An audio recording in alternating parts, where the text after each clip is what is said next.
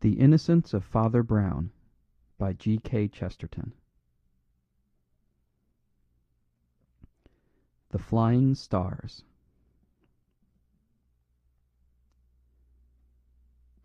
The most beautiful crime I ever committed, Flambeau would say in his highly moral old age, was also, by a singular coincidence, my last. It was committed at Christmas.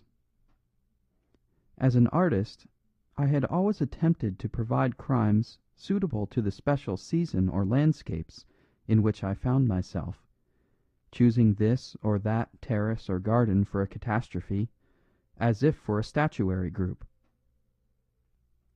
Thus squires should be swindled in long rooms panelled with oak, while Jews, on the other hand, should rather find themselves unexpectedly penniless among the lights and screens of the Café Riche. Thus, in England, if I wished to relieve a dean of his riches, which is not so easy as you might suppose, I wished to frame him, if I make myself clear, in the green lawns and grey towers of some cathedral town. Similarly, in France, when I had got money out of a rich and wicked peasant, which is almost impossible, it gratified me to get his indignant head relieved against a grey line of clipped poplars, and those solemn plains of Gaul over which broods the mighty spirit of Millet. Well, my last crime was a Christmas crime, a cheery, cosy, English middle-class crime, a crime of Charles Dickens. I did it in a good old middle-class house near Putney, a house with a crescent of Carriage Drive, a house with a stable by the side of it, a house with the name on the two outer gates, a house with a monkey tree. Enough, you know the species. I really think my imitation of Dickens's style was dexterous and literary. It seems almost a pity I repented the same evening.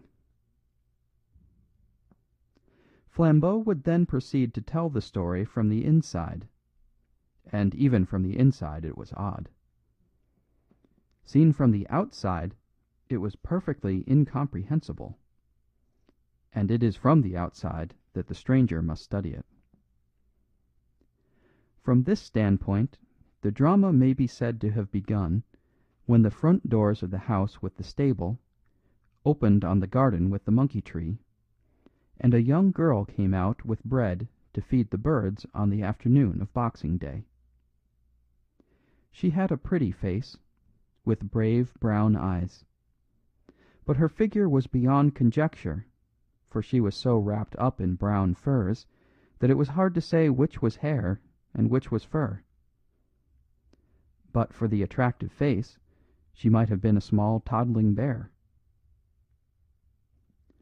The winter afternoon was reddening towards evening, and already a ruby light was rolled over the bloomless beds, filling them, as it were, with the ghosts of the dead roses.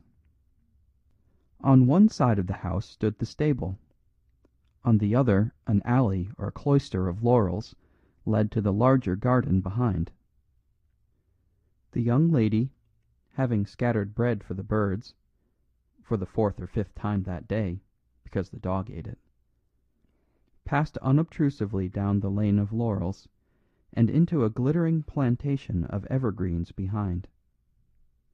Here she gave an exclamation of wonder, real or ritual, and looking up at the high garden wall above her, beheld it fantastically bestridden by a somewhat fantastic figure. "Oh, don't jump, Mr. Crook," she called out in some alarm. "It's much too high." The individual riding the party wall like an aerial horse was a tall, angular young man with dark hair sticking up like a hair-brush, intelligent and even distinguished lineaments, but a sallow and almost alien complexion. This showed the more plainly because he wore an aggressive red tie, the only part of his costume of which he seemed to take any care. Perhaps it was a symbol. He took no notice of the girl's alarmed adjuration, but leapt like a grasshopper to the ground beside her, where he might very well have broken his legs. "I think I was meant to be a burglar," he said placidly. "And I have no doubt I should have been, if I hadn't happened to be born in that nice house next door. I can't see any harm in it, anyhow." "How can you say such things?" she remonstrated. "Well," said the young man, "if you're born on the wrong side of the wall, I can't see that it's wrong to climb over it." "I never know what you will say or do next," she said. "I don't often know myself," replied Mr. Crook. "But then I am on the right side of the wall now." "And which is the right side of the wall?" asked the young lady, smiling. "Whichever side you are on," said the young man named Crook. As they went together through the laurels toward the front garden, a motor horn sounded thrice, coming nearer and nearer, and a car of splendid speed, great elegance, and a pale green colour swept up to the front doors like a bird, and stood throbbing. "Hullo, hullo!" said the young man with the red tie. "Here's somebody born on the right side, anyhow. I didn't know, Miss Adams, that your Santa Claus was so modern as this." "Oh, that's my godfather, Sir Leopold Fisher. He always comes on Boxing Day." Then, after an innocent pause, which unconsciously betrayed some lack of enthusiasm, Ruby Adams added, "He is very kind." John Crook, journalist, had heard of that eminent city magnate, and it was not his fault if the city magnate had not heard of him, for in certain articles in the Clarion or the New Age Sir Leopold had been dealt with austerely. But he said nothing, and grimly watched the unloading of the motor car, which was rather a long process. A large, neat chauffeur in green got out from the front, and a small, neat manservant in grey got out from the back, and between them they deposited Sir Leopold on the doorstep and began to unpack him, like some very carefully protected parcel. Rugs enough to stock a bazaar, furs of all the beasts of the forest, and scarves of all the colours of the rainbow were unwrapped one by one, till they revealed something resembling the human form, the form of a friendly but foreign-looking old gentleman, with a grey goat-like beard and a beaming smile, who rubbed his big fur gloves together. Long before this revelation was complete, the two big doors of the porch had opened in the middle, and Colonel Adams, father of the furry young lady, had come out himself to invite his eminent guest inside. He was a tall, sunburnt, and very silent man, who wore a red smoking cap like a fez, making him look like one of the English sirdars or pashas in Egypt. With him was his brother-in-law, lately come from Canada, a big and rather boisterous young gentleman farmer with a yellow beard, by name James Blount. With him also was the more insignificant figure of the priest from the neighbouring Roman church, for the colonel's late wife had been a Catholic, and the children, as is common in such cases, had been trained to follow her. Everything seemed undistinguished about the priest, even down to his name, which was Brown. Yet the colonel had always found something companionable about him, and frequently asked him to such family gatherings. In the large entrance hall of the house there was ample room even for Sir Leopold and the removal of his wraps. Porch and vestibule, indeed, were unduly large in proportion to the house, and formed, as it were, a big room with the front door at one end and the bottom of the staircase at the other. In front of the large hall fire, over which hung the colonel's sword, the process was completed, and the company, including the saturnine Crook, presented to Sir Leopold Fisher. That venerable financier, however, still seemed struggling with portions of his well-lined attire, and at length produced from a very interior tailcoat pocket a black oval case which he radiantly explained to be his Christmas present for his goddaughter. With an unaffected vainglory that had something disarming about it, he held out the case before them all. It flew open at a touch, and half blinded them. It was just as if a crystal fountain had spurted in their eyes. In a nest of orange velvet lay like 3 eggs, 3 white and vivid diamonds that seemed to set the very air on fire all round them.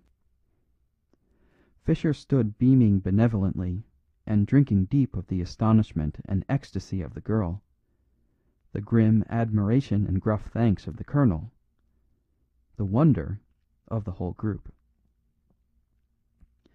"I'll put 'em back now, my dear," said Fisher, returning the case to the tails of his coat. "I had to be careful of 'em coming down. They're the 3 great African diamonds called the Flying Stars, because they've been stolen so often. All the big criminals are on the track, but even the rough men about in the streets and hotels could hardly have kept their hands off them. I might have lost them on the road here. It was quite possible." "Quite natural, I should say," growled the man in the red tie. "I shouldn't blame 'em if they had taken 'em. When they ask for bread, and you don't even give 'em a stone, I think they might take the stone for themselves." "I won't have you talking like that," cried the girl, who was in a curious glow. "You've only talked like that since you became a horrid what's-his-name. You know what I mean. What do you call a man who wants to embrace the chimney sweep?" "A saint," said Father Brown. "I think," said Sir Leopold, with a supercilious smile, "that Ruby means a socialist." "A radical does not mean a man who lives on radishes," remarked Crook, with some impatience. "And a conservative does not mean a man who preserves jam. Neither, I assure you, does a socialist mean a man who desires a social evening with the chimney sweep. A socialist means a man who wants all the chimneys swept and all the chimney sweeps paid for it." "But who won't allow you," put in the priest in a low voice, "to own your own soot." Crook looked at him with an eye of interest and even respect. "Does one want to own soot?" he asked. "One might," answered Father Brown, with speculation in his eye. "I've heard that gardeners use it. And I once made 6 children happy at Christmas, when the conjurer didn't come, entirely with soot, applied externally." "Oh, splendid!" cried Ruby. "Oh, I wish you'd do it to this company." The boisterous Canadian, Mr. Blount, was lifting his loud voice in applause, and the astonished financier his, in some considerable deprecation, when a knock sounded at the double front doors. The priest opened them, and they showed again the front garden of evergreens, monkey tree and all, now gathering gloom against a gorgeous violet sunset. The scene thus framed was so coloured and quaint, like a back scene in a play, that they forgot a moment the insignificant figure standing in the door. He was dusty looking and in a frayed coat, evidently a common messenger. "Any of you gentlemen Mr. Blount?" he asked, and held forward a letter doubtfully.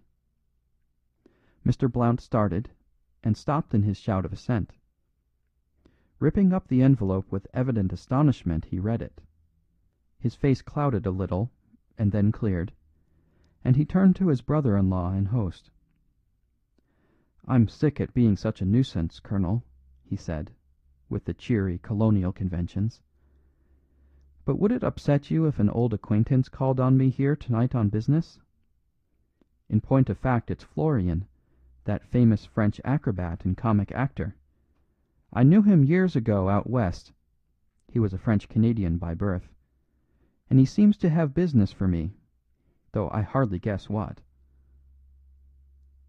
Of course," replied the colonel carelessly. "My dear chap, any friend of yours. No doubt he will prove an acquisition." "He'll black his face, if that's what you mean," cried Blount, laughing. "I don't doubt he'd black everyone else's eyes. I don't care, I'm not refined. I like the jolly old pantomime where a man sits on his top hat." "Not on mine, please," said Sir Leopold Fischer, with dignity. "Well, well," observed Crook airily, "don't let's quarrel. There are lower jokes than sitting on a top hat." Dislike of the red-tied youth, born of his predatory opinions and evident intimacy with the pretty godchild, led Fischer to say, in his most sarcastic magisterial manner, "No doubt you have found something much lower than sitting on a top hat. What is it, pray?" "Letting a top hat sit on you, for instance," said the Socialist. Now," cried the Canadian farmer with his barbarian benevolence. "Don't let's spoil a jolly evening. What I say is, let's do something for the company tonight. Not blacking faces or sitting on hats, if you don't like those, but something of the sort.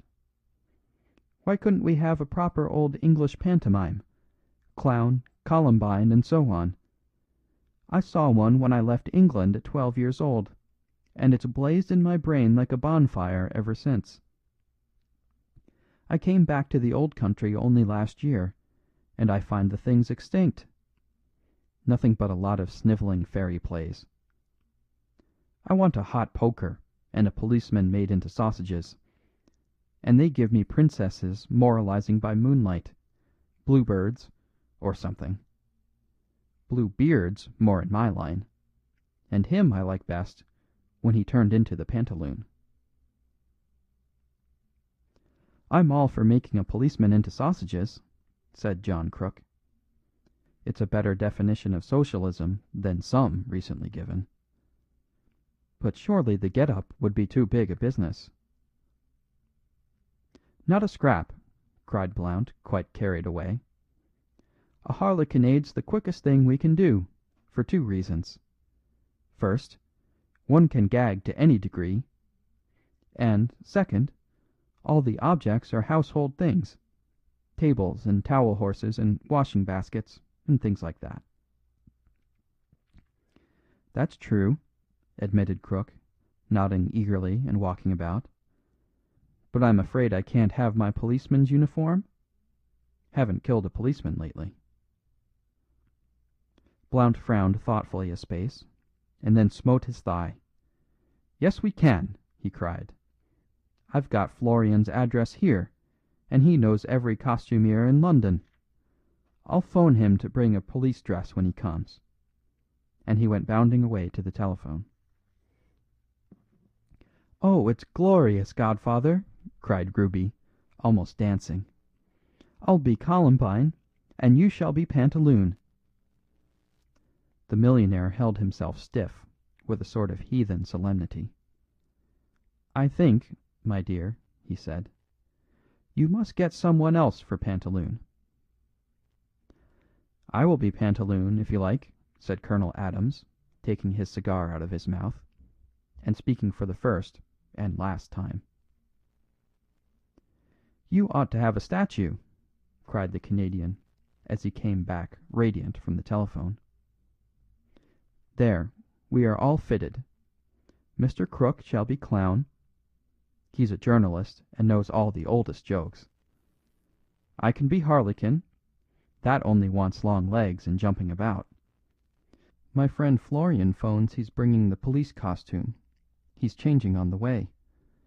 We can act it in this very hall, the audience sitting on those broad stairs opposite, one row above another.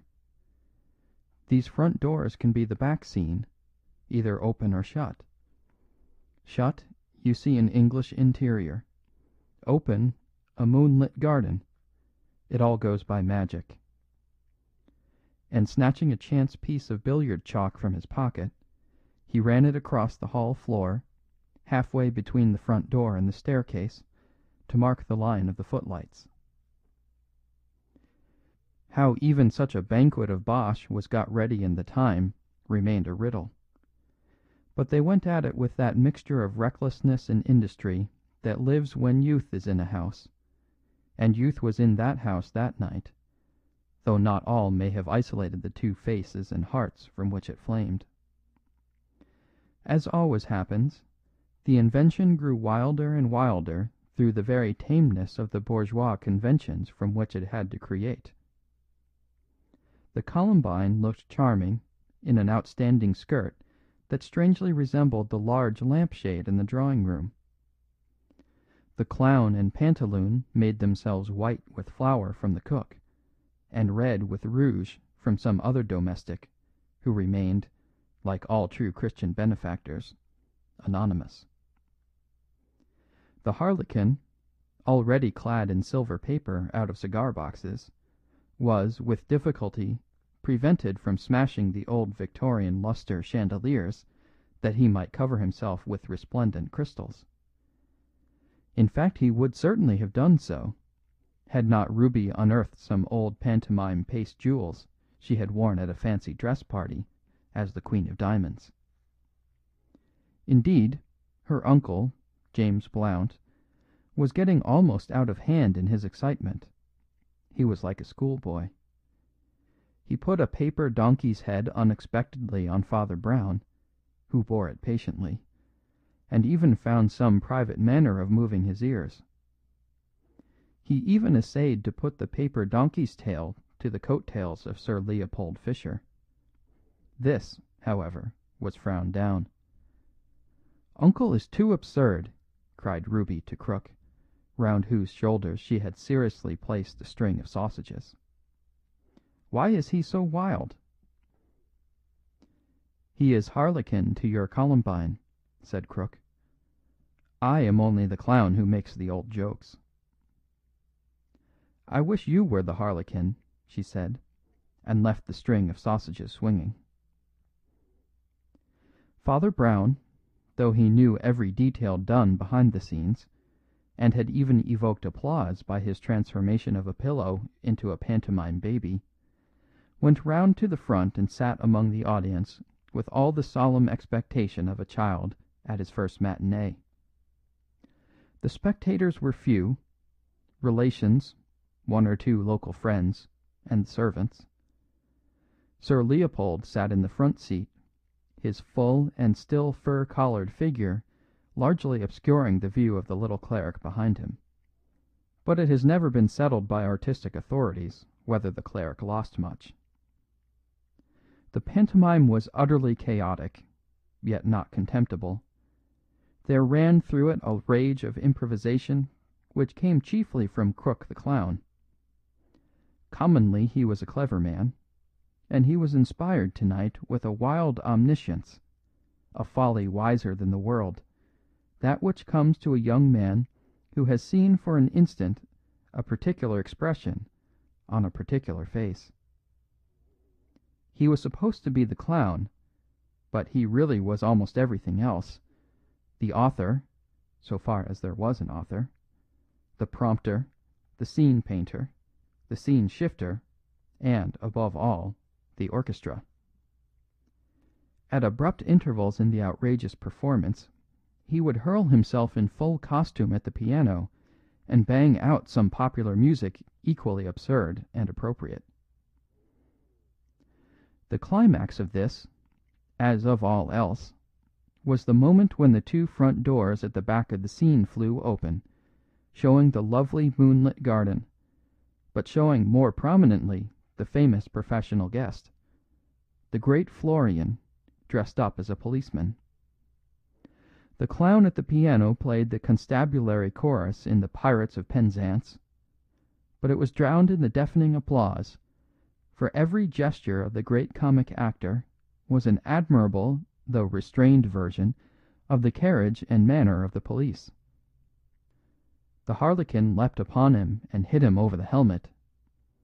The pianist playing "Where Did You Get That Hat?"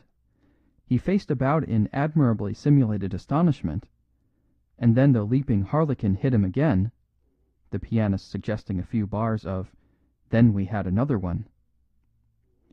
Then the harlequin rushed right into the arms of the policeman and fell on top of him, amid a roar of applause. Then it was that the strange actor gave that celebrated imitation of a dead man, of which the fame still lingers round Putney.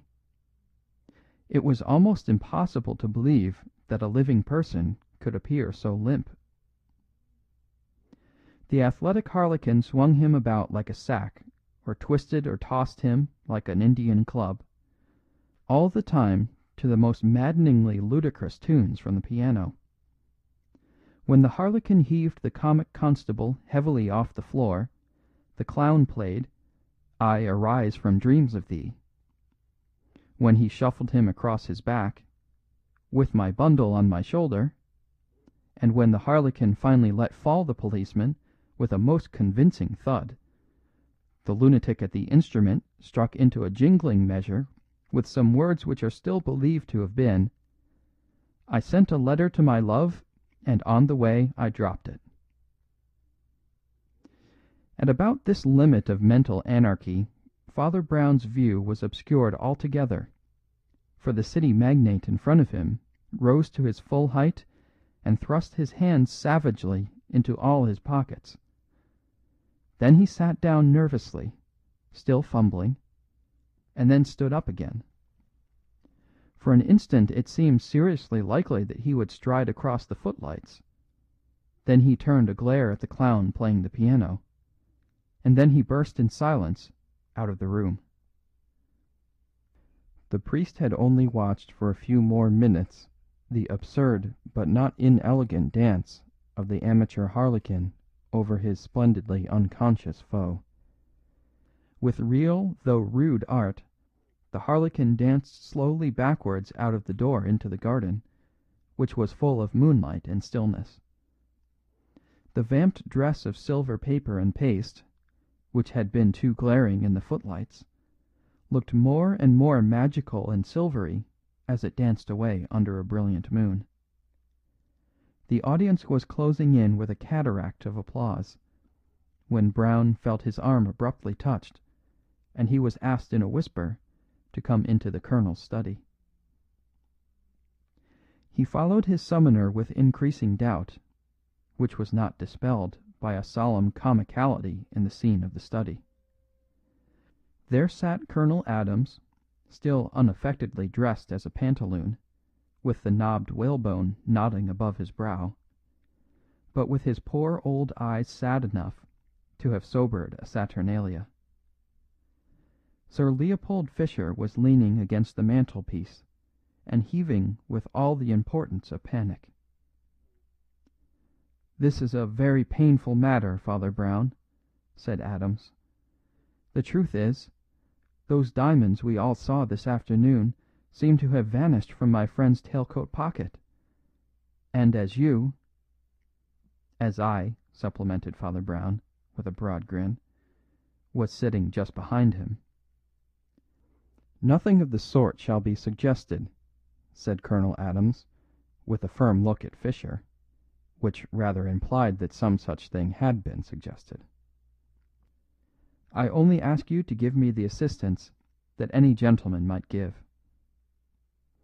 "Which is turning out his pockets," said Father Brown, and proceeded to do so, displaying 7 and 6 pence, a return ticket, a small silver crucifix, a small breviary, and a stick of chocolate.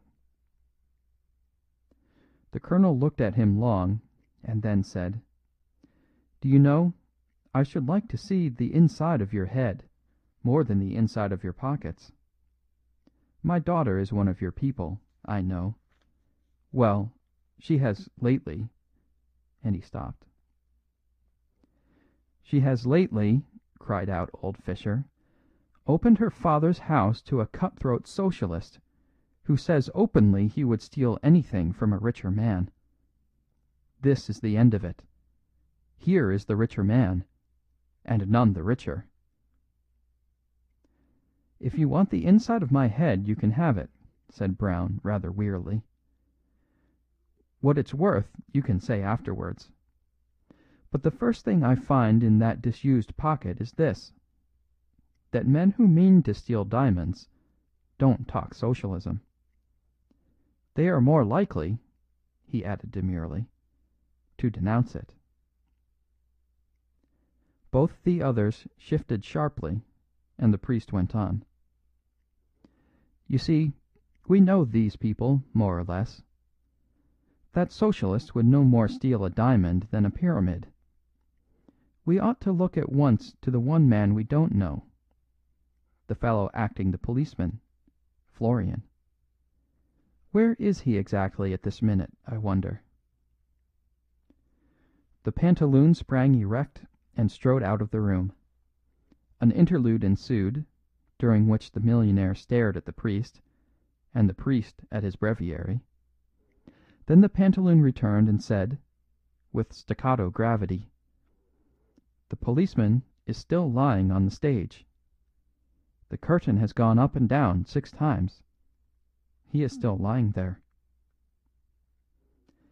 Father Brown dropped his book and stood staring with a look of blank mental ruin. Very slowly a light began to creep in his grey eyes, and then he made the scarcely obvious answer. "Please forgive me, Colonel, but when did your wife die?" "Wife?" replied the staring soldier. "She died this year 2 months. Her brother James arrived just a week too late to see her." The little priest bounded like a rabbit shot. "Come on," he cried in quite unusual excitement. "Come on, we've got to go and look at that policeman." They rushed on to the now curtained stage, breaking rudely past the Columbine and clown, who seemed whispering quite contentedly. And Father Brown bent over the prostrate comic policeman. "Chloroform," he said as he rose. "I only guessed it just now." There was a startled stillness, and then the colonel said slowly, "Please say seriously what all this means." Father Brown suddenly shouted with laughter, then stopped, and only struggled with it for instants during the rest of his speech. "Gentlemen," he gasped, "there's not much time to talk. I must run after the criminal. But this great French actor who played the policeman, this clever corpse the harlequin waltzed with and dandled and threw about, he was—" His voice again failed him, and he turned his back to run. "He was?" called Fischer inquiringly. "A real policeman," said Father Brown, and ran away into the dark.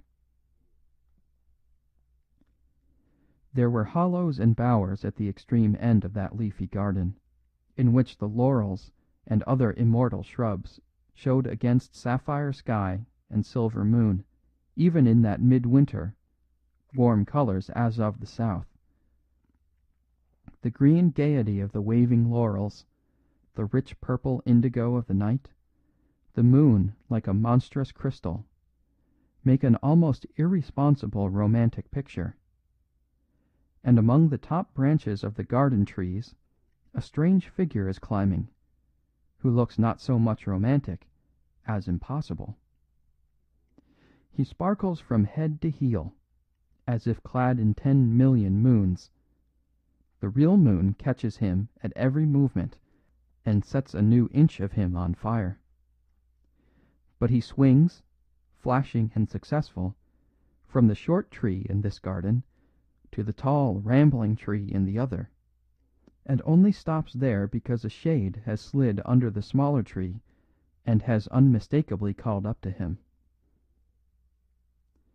"Well, Flambeau," says the voice, "you really look like a flying star, but that always means a falling star at last." The silver, sparkling figure above seems to lean forward in the laurels and, confident of escape, listens to the little figure below. "You never did anything better, Flambeau. It was clever to come from Canada with a Paris ticket, I suppose just a week after Mrs. Adams died, when no one was in a mood to ask questions. It was cleverer to have marked down the flying stars and the very day of Fischer's coming. But there's no cleverness, but mere genius, in what followed. Stealing the stones, I suppose, was nothing to you. You could have done it by sleight of hand in 100 other ways, besides that pretence of putting a paper donkey's tail to Fischer's coat. But in the rest you eclipsed yourself." The silvery figure among the green leaves seems to linger as if hypnotized, though his escape is easy behind him. He is staring at the man below. "Oh, yes," says the man below, "I know all about it. I know you not only forced the pantomime, but put it to a double use. You were going to steal the stones quietly. News came by an accomplice that you were already suspected, and a capable police officer was coming to rout you up that very night. A common thief would have been thankful for the warning and fled. But you are a poet. You already had the clever notion of hiding the jewels in a blaze of false stage jewelry. Now, you saw that if the dress were a harlequin's, the appearance of a policeman would be quite in keeping. The worthy officer started from Putney police station to find you, and walked into the queerest trap ever set in this world. When the front door opened, he walked straight on to the stage of a Christmas pantomime, where he could be kicked, clubbed, stunned, and drugged by a dancing harlequin, amid roars of laughter from all the most respectable people in Putney. Oh, you will never do anything better. And now, by the way, you might give me back those diamonds." The green branch on which the glittering figure swung rustled as if in astonishment, but the voice went on. "I want you to give them back, Flambeau, and I want you to give up this life. There is still youth and honor and humor in you. Don't fancy they will last in that trade. Men may keep a sort of level of good, but no man has ever been able to keep on one level of evil. That road goes down and down. The kind man drinks and turns cruel. The frank man kills and lies about it. Many a man I've known started like you to be an honest outlaw, a merry robber of the rich, and ended stamped into slime. Maurice Blum started out as an anarchist of principle, a father of the poor.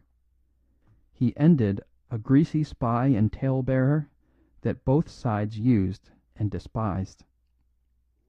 Harry Burke started his free money movement sincerely enough. Now he's sponging on a half-starved sister for endless brandies and sodas. Lord Amber went into wild society in a sort of chivalry. Now he's paying blackmail to the lowest vultures in London. Captain Barillon was the great gentleman Apache before your time. He died in a madhouse, screaming with fear of the narcs and receivers that had betrayed him and hunted him down. I know the woods look very free behind you, Flambeau. I know that in a flash you could melt into them like a monkey. But some day you will be an old grey monkey, Flambeau. You will sit up in your free forest, cold at heart and close to death, and the tree tops will be very bare. Everything continued still, as if the small man below held the other in the tree in some long invisible leash, and he went on. "Your downward steps have begun. You used to boast of doing nothing mean, but you are doing something mean tonight. You are leaving suspicion on an honest boy, with a good deal against him already. You are separating him from the woman he loves, and who loves him. But you will do meaner things than that before you die." 3 flashing diamonds fell from the tree to the turf.